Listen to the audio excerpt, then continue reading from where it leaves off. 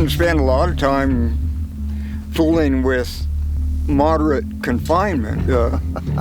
If a horse wanted to fool around, why, we tied up both hind legs, jerked him out from underneath him, and threw him on the ground and shot all 4 feet laying on his side. Wow. I mean, I did it professionally. Yeah. Wow. It's kind of hard. And thought it was part of the program. Traditions, traditions are, we love tradition, but some things just we got to be willing to let go of some things in our tradition too. Yeah, that's true. Some things are good and some things maybe we need to let go of. You don't just become a horse trainer and lose your horsemanship. Yeah, right.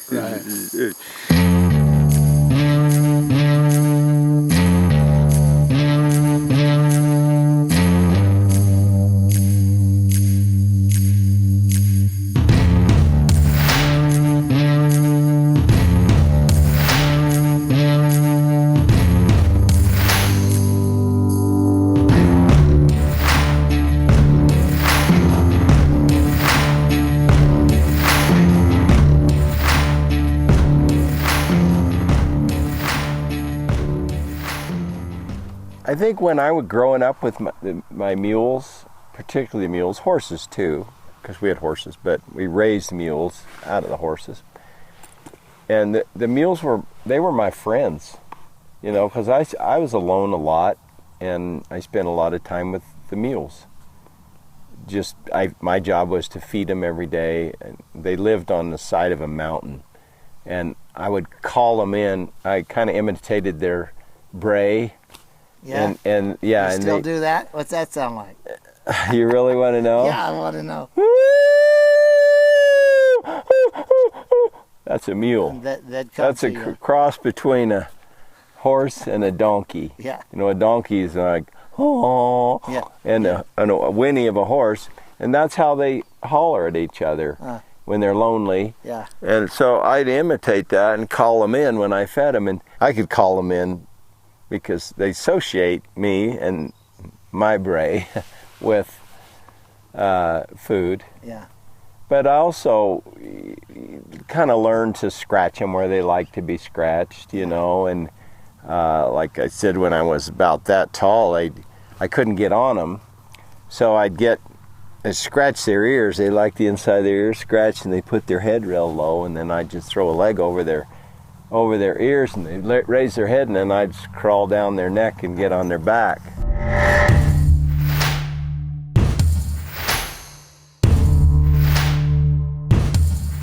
Okay, this is Jewel. She's a cutting horse. It's got a 3-year-old foal by her side. This foal has never been halter broke yet. We've scratched on him here and there, but it's time for him to get halter broke, so I've brought the 2 of them in here into the round pen. I'm going to put Jewel outside in another pen and try to work him a little and see if we can get him working. Where a horse comes to a point of really trusting you, and he respects you, but he's not terrified of you, because he knows that even though you're boss, you take the place of the herd boss, but you genuinely will watch out for him. He'll be safe with you. You'll take care of him, and there comes a point in that relationship where he's not just a craven servant, but he's actually trying to please you. Right. And talk a little bit about how that happens with a young colt that comes in, and how you get him to a point of building that camaraderie, that trusting relationship, or joining up with you. So the first thing I'll do is just drive him away here. He needs to learn some manners. He's getting kind of an attitude too. So I'm going to send him around here. Same deal, send him away. There's attitude, even at that age, you see. Now let him come back to his mother. I'm going to turn him to his right. Let him come back to his mother.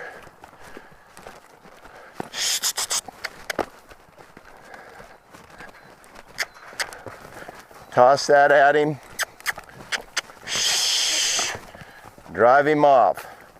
Horses really want a leader, and they want a strong leader.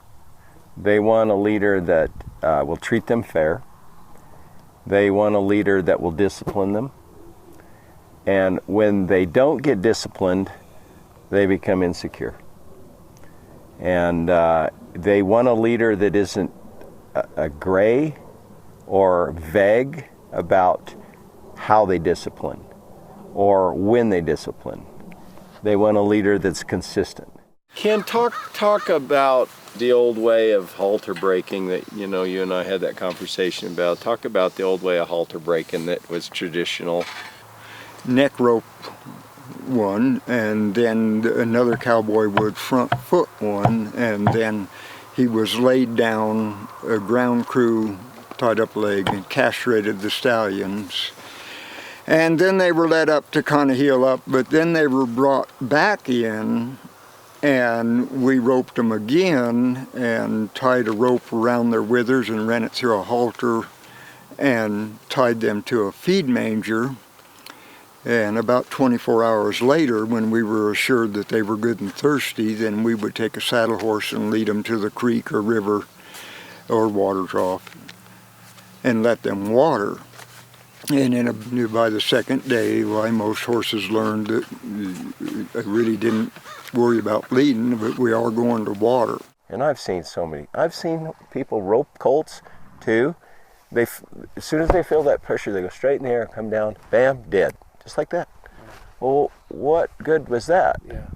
Well, it might have been 1 out of 10, and he was just the stupid one, But we were the stupid one. Yeah. We have to take responsibility. Yeah.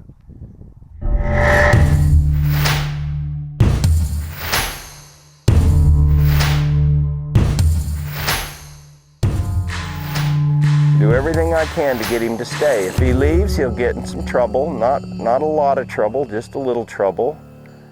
Good. I like that, so I'm going to just release that pressure and let him think about that. So he really drew to me, turned his head to me. So I'm trying to honor any positive thing right here. Really important. That's really good stuff. I just, you could quit right now.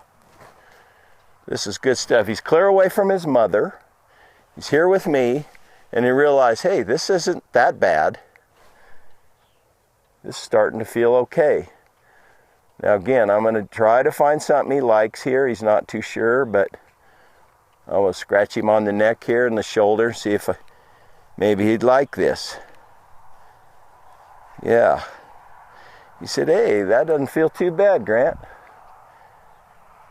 He's getting a little more solid about being approached here. Now, if he cops an attitude, he'll get in trouble, which means he'll just get sent back to his mother and have to be put to work. But I'm going to do everything I can right here.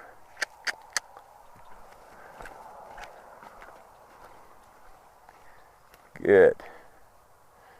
So that was just a little bit of pressure because he had a little bit of attitude. So the punishment kind of met the crime, but I'm being as soft as I can be, as firm as I need to be, to get a change in attitude, because attitude is everything. If you deal with an attitude, you won't have to deal with an action, where it's your suggestion but their idea. Yeah. Because it's their idea anyway. Yeah, yeah. And if the horse wants to go to the barn, so, if I was to get on that horse or even want to get him to lead, I would take him and lead him to the barn. Yeah.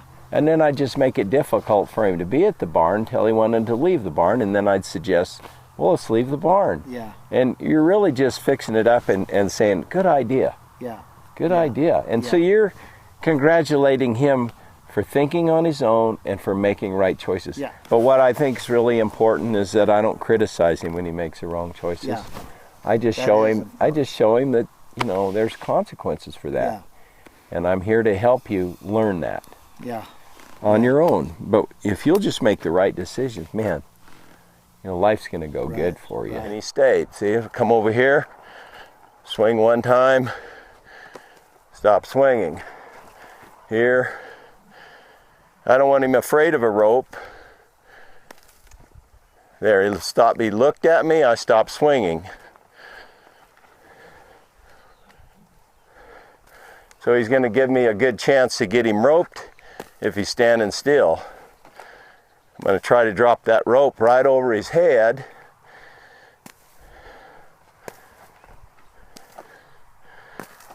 I'd like him to look at me here, so I'm going to put a little more pressure here with this. There, I'll stop swinging.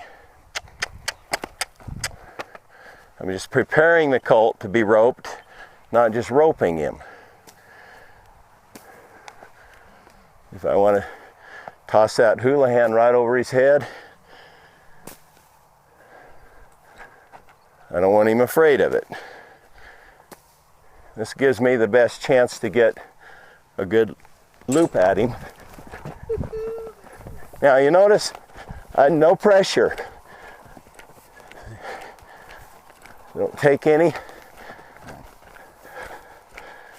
No pressure, just let him wear that. Drive him around here, but no pressure around his neck.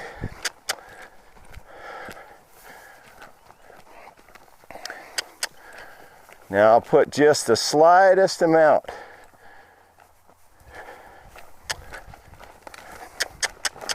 Keep driving him to his right.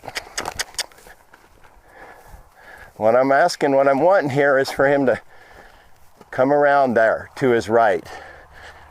Now I'll release this and walk ahead here and let him go this way. So when you're beginning with people, or horses, I think, you have to honor the slightest try and the smallest change. When they make a positive decision, you're like, how can I reward that? Yeah, and make a big deal of it? That's great. Because if we do that, then it's going to be so much easier next time. And the next time you'll be able to ride him, half a mile out there.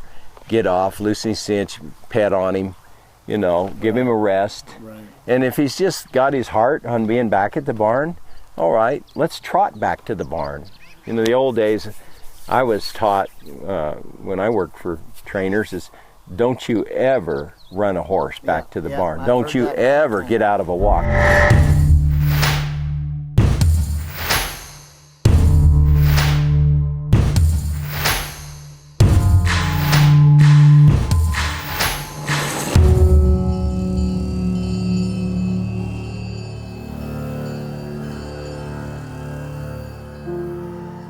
It's different when you become the guy that, you're not just the guy that scratches him where he wants to be itched, but you are asking him to do something new.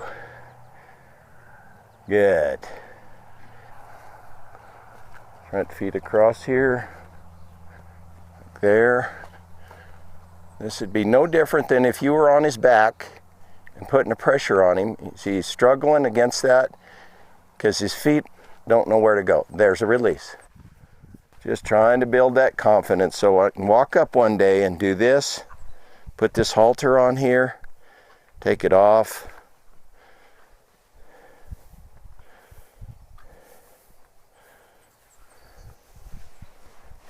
I'm just going to go ahead and take that off and see where we're at.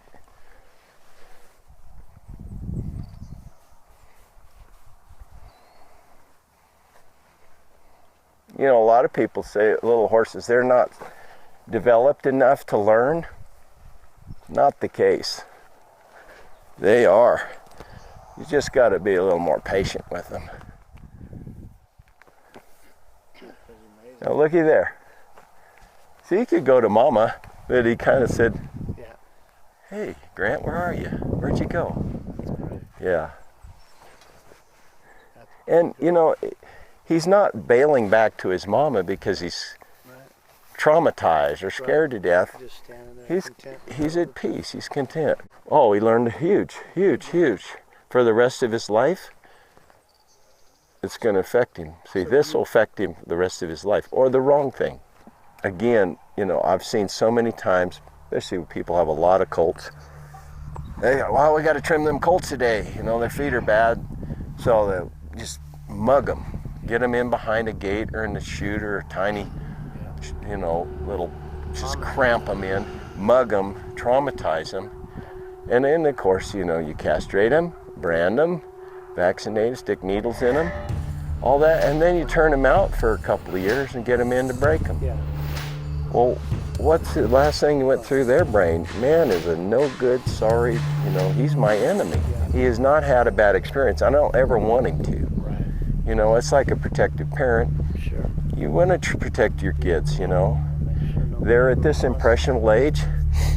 Do your very best. You know, things happen and we try to fix that, but we don't do anything intentionally.